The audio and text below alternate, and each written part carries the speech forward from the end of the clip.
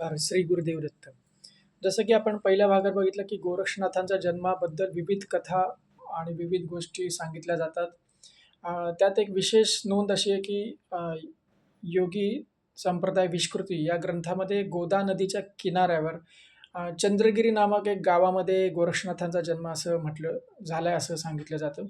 संप्रदाय विष्कृतीचे थोडंसं मत अभ्यास केला तर ते योग्य असू शकतं, कारण की दत्तात्रय योगी असा उल्लेख स्वतः ज्ञानेश्वरांनी जो केला तो पुढील प्रमाणे: ज्ञान गोदावरीच्या तीरी स्थान केले पंचाळेश्वरी, ज्ञानदेवाच्या अंतरी दत्तात्रय योगीचा, पहिलं मुरुच्या शिखरी एक योगी निराकारी. आता हा निराकारी योगी हा गोदावरी तीरावरील चंद्रगिरीचाच असावा असं सप्रमाण वाटतं, कारण की त्याबद्दल सुद्धा इतर मतं जे आलेले आहेत. जसं की नेपाळची जी दरबार लायब्ररी आहे, वाचनालय मोठं, जिथे हस्तलिखित आहेत, खूप जुनी जुनी हजारो वर्ष जुनी हस्तलिखितं मिळतात.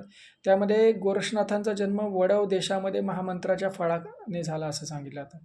तर बंगालमध्ये दंतकथेवरने गोरक्षनाथांचा जन्म बंगालमध्ये झाल्याचा उल्लेख आहे.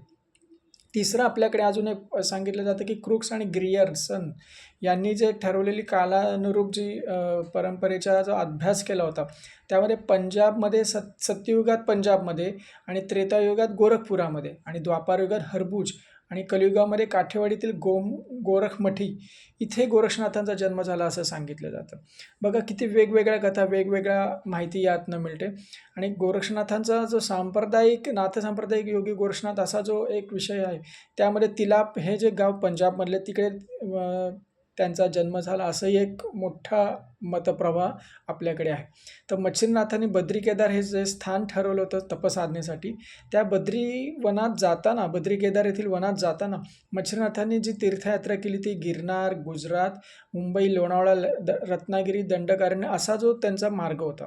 त्यावेळी त्यांची तपसाधना पूर्ण झाल्यावर तपोबळ जवळ होते, आणि तीर्थाटनाचा आनंदही त्यांची उपभोगण्याची तेव्हाची जी वृत्ती होती, याचे समर्थन करायचं झालं तर मच्छिंद्रनाथ स्वतः जीवनातील महत्त्वाच्या स्थाने म्हणून त्यांनी जे गेले त्याचा अभ्यास करावा लागेल. जसं ठाणे आहे, ठाण्यातलं आपल्या वज्रेश्वरी जे स्थान आहे, की हिंगळा देवीचं स्थान महाकाळी आहे, कुडाळमध्ये जे कोकणातील कुडाळ आहे, नाशिकजवळील सप्तशृंगी या ठिकाणी त्यांचं वास्तव्य होतं. त्यांनी साधना केली आणि तिथे विविध देवता आणि भूतखेतांपासून सगळ्यांची युद्धसुद्धा केली. याचेसुद्धा सप्रमाण आपल्याला वेगवेगळे पुरावे, काळानुरूप पुरावे मिळतात.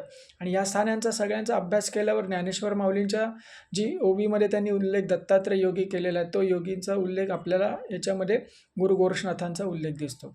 गोदावरीच्या तीरावर चंद्रगिरी ग्रामीच झालं असल्याचं त्यामुळे पूर्णपणे संपूर्ण बोलू शकतो. आणि जसं आज आपल्याला माहिती आहे की नाथपंथातले एक महान योगी होते शिवदिन केसरी, जे पैठणच्या मठात होते, जुने हस्तलिखित त्यांचे चोपडे जेव्हा पाण्यात आले तेव्हासुद्धा चंद्रगिरीचा उल्लेख मोठ्या प्रमाणात आलेला आहे. गुरु गोरक्षनाथांनी चंद्रगिरीस मातीचा पुतळा केला, तो सजीव झाला. ते हे पालन करण्यास नाथांनी कोडिंग नावाच्या ब्राह्मणाशी दिले, अशी तिकडे खोपटीमध्ये एक उल्लेख आहे. आणि तिकडे सद्बोध सद्वची जयश्री बार गुरुवार श्रवण प्रहरी असा सुद्धा गोरक्षनाथांच्या जन्माबद्दलचा उल्लेख आहे.